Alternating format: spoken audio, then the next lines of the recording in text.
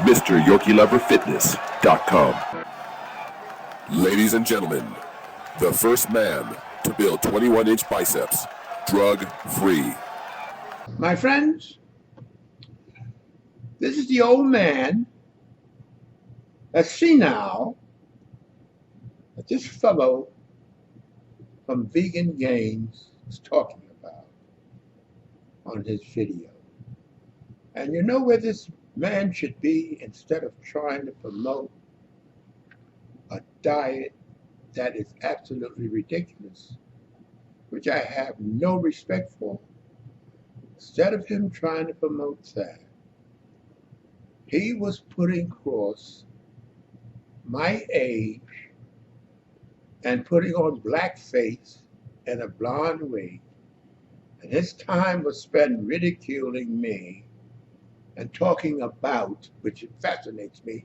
And what fascinates me is that he's so retarded. In my sense, this man's retarded. This man really should be looked at not as a terrorist, but as a guy that needs psychological help. Now here it is, it's 4 a.m. in the morning, and I'm the type of guy can't go to bed and can't get up. You know why? Because they've just been good to me, because I've been eating right. I've been doing right. Now, let me tell you something. I got quite annoyed, but I shouldn't get annoyed. I'm too old to get annoyed. I said, here's this fool making black face and blonde wig. In other words, I'm just an old black fool. Black Sambo was what he was trying to put across. Then he put in his video that if I was born in the 30s and how they mistreated black people, and he's equating the treatment of black people to chicken that you eat. And I said, this man needs help. I have no use for vegans at all, none. I have no use for it. I have none use for the diet or nothing. But the worst salesman they could possibly have is the likes of this guy. Now, he comes up with this great exposure. Carl Lewis in the 90s, because they didn't have the vegan, was all vegetarian. He decided he was vegetarian. Big deal. Then he found some guy nobody ever heard of that was also supposed to be a vegan. Well, let me tell you something, my friends. I've had over 50 years in bodybuilding and training people and telling them how to eat, but not Barry Bonds. We all know Barry Bonds and know anything. The number one home run punches in the country, in the world, first. That overran even Hank Aaron's record. He would come into the store and we would spend hours me telling him how to improve his diet to become stronger. Even though he was, they say he was taking the drugs, he didn't feel the strength he thought he should feel. He wasn't getting the nutrients that he thought he should be getting. I also informed Mike Tyson before he became champion even on how to eat. James Toney, the man that won the light heavyweight championship, when they used to call him 5-round James, because they knew after 5 rounds he ran out of gas. You know why? He was on the watercress sandwiches. I had another fighter that I brought up and trained in how to better make himself strong and resilient. Terrence Ali never became champion, but he was a tremendous fighter. He fought the best. These guys I have a whole line of people that came in to see 18-inch Leroy. I'm 18-inch, whatever, 21-inch Leroy. Now that, my friends, is a sideline to my service to the athletes, the genuine performing athletes, that I don't have to go back 20 years to find one struggling along at the end of his career. Now the point simply is, This guy, if you ever look me up, I have a background, my friends, of famous people, famous athletes that came to Leroy Colbert for advice on improving their performance. Now, James Toney, that became light heavyweight champion, was called a 5-round fighter. You know why? Because he wasn't a vegan, what's called, but he was into the vegetable bag. Doesn't build sustained strength and energy. He ran out of gas. And used to be, once you get past 5 rounds with James Toney, you got to fight. So when his manager brought him to me, and he said, Leroy, I hear you could, guys, you help guys a lot. Is there anything you can do for James? I said, James, what you eat? When James told me what he was eating, I said, James, you know what you put on your plate? You put steak, you put chicken, you put fish, but I'm making it small now, narrating it. I said, you got to take stuff that the body calls on and the command, not watercress sandwiches. When he started taking it, he was astounded how much stronger and how his resilience, how more resilient he came. Now, the reason why I'm saying this is because I have genuine examples of the people of today, not 20, 30 years ago. If this, as I had said previously, if it was anything to this vegan stuff this guy's talking about, he wouldn't have said a word. It'd be out. They'd be lined up trying to get in touch with him. And you know what fascinates me with this guy is that he's so busy putting people down. Now, he's got a book. He comes out with studies.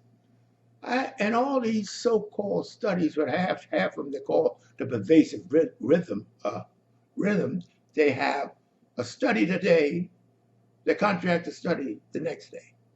But the point is, what kind of athlete are any of these studies are? Can you imagine Barry Bonds, a great home run hitter, batter, coming to me, and I'm pulling out a book about what some cardiologist said? What do you think, I'm a nut? I didn't pull out a book. I told him what he had to do, how he didn't increase his protein. I gave him genuine protein powder, not as the mainstay, but as a backup. And the response was fantastic. He would come into the store and we would sit down for hours talking. This is my dedication to bodybuilding. This is my dedication to building your body really scientifically and not playing emotional games. My friends, nutrition is not an exercise in emotion. It's an exercise in reality. If you want to sit around and stroke yourself about the dead animals, that's fine. As I said previously, if animals impress you that much, go to the zoo. But they belong in your body. I trained and built my body primarily on the sustaining protein, animal, fish, chicken, eggs. That's the kind of stuff we ate, primarily. And you know, I'm still kicking. Now, I'm at the stage of my life, I can go any minute. But the point is, I'm full of vim and vigor at this time, and I'm giving you genuine examples of my instructions to these athletes. These are not athletes you got to go in the history book to read about. These are present day athletes. Now he's going to sit back and rev, oh, you got 18, that's all he knows. That's how dumb he is. If he had any brains, he'd go on a computer and find out there's a lot more to me than 21-inch arms. But no, he's so busy knocking. And see, the point is, my friends, if he had anything tangible to say, my friends, he wouldn't be sitting back there talking about, that's all I am. He would know better. But that's how he's so busy trying to defend nothing. You know, actually, you may see me like I'm stumbling almost in a sense, only because I'm talking to you in a more of an emotional manner than I should be. I should be more relaxed. But really got me emotionally was the Sambo thing he put out. I said, now this guy's supposed to be selling a form of life, and he had nothing better to do than to put out a Black Sambo caricature of me. In other words, I'm just an old black man flipping his lips. Well, I tell you something. Talk to it's all on the internet. Talk to all the guys, Robert Blake. I mean, the actors that came and talk to them. And let them, but you're not going to do that because that'll nip your parade. Your parade is to demean. Your parade is to memorize. Your parade is to pull out books. Can you imagine in your wildest dreams Barry Bonds coming in there talking to me about nutrition, and I'm pulling out some cardiologist book? And that cardiologist probably never did anything but sit before a tube and fantasize. And be careful of what they call the pervasive wisdom. But the main reason I'm making this return and talking the way I'm talking is because I was astounded that instead of trying to approach what I was saying with any kind of stability and sense, he's been mimicking an old man, black man. Of course, he had to make the black face that can hardly walk. That was his mimicking of me. But I can tell you one thing, my friend. He'll never reach because he's not stable enough to reach my age. He belongs in an institution now to find out where his head is going, because it's not going in the right direction. That's what I want to say about this vegan gain thing. It just annoys the hell out of me because I have results, not fantasies, of my teachings of what builds the body and what the body needs. Fruits and vegetables are fine. They're accompaniment to the diet. But if you want a solid diet that the body can call on, buddy, you get that ribeye, medium rare. Then you got the stuff.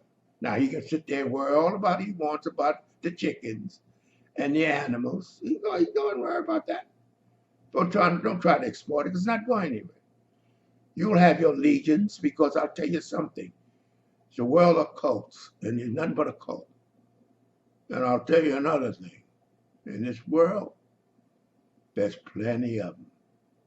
There's 1,001 cults. You can say anything and you get a following. But I can tell you one thing. I wouldn't even mention this so-called vegan diet to anybody that's serious about building their bodies. I wouldn't even mention it to them.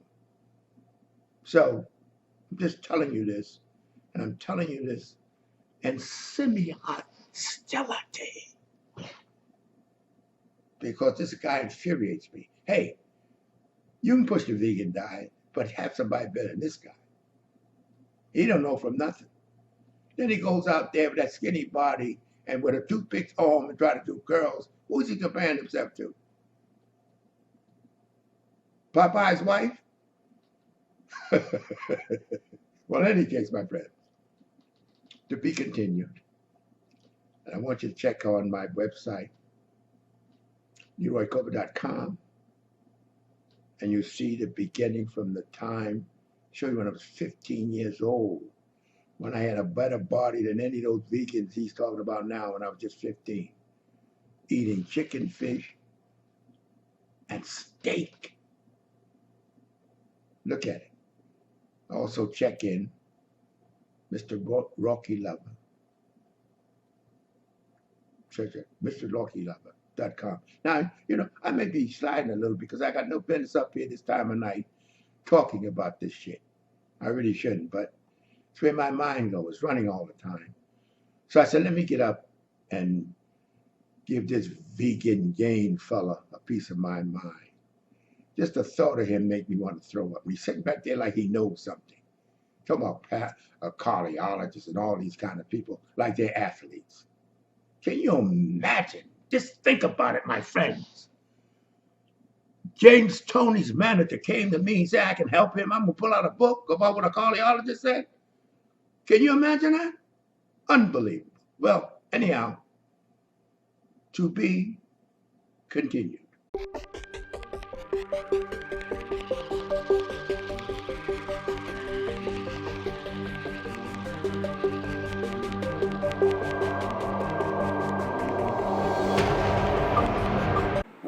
Wait a minute. Before you click away, I want you to subscribe, like, comment, hell, even dislike if you want to. At least do something before you get out of here.